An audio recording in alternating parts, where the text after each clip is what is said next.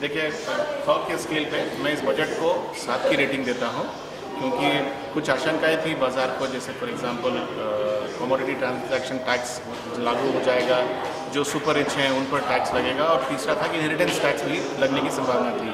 तो ये तीनों आशंकाओं में कम से कम 2 आशंकाएँ जो थी वो तो बजट में प्रस्तुत हो ही गया।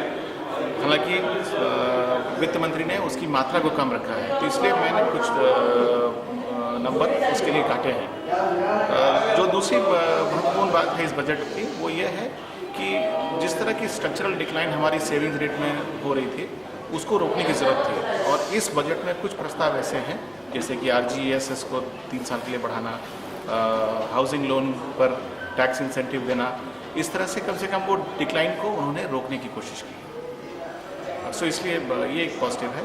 और दूसरी जो महत्वपूर्ण बात है वो ये है कि इन्वेस्टमेंट का जो क्लाइमेट हमारे यहाँ ख़राब हो गया है, तो उसमें बहुत ज़रूरत थी प्राइवेट सेक्टर की इन्वेस्टमेंट को बढ़ाने की।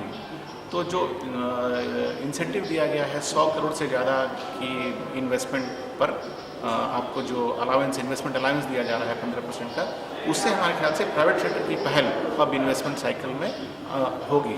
और अगर इन दोनों का मिला जुला पार्टिसिपेशन रहा सरकार की इंफ्रास्ट्रक्चर पे और प्राइवेट सेक्टर की प्लांट एंड मशीनरी में, तो इन्वेस्टमेंट साइकिल रिवाइव हो सकता है देश में।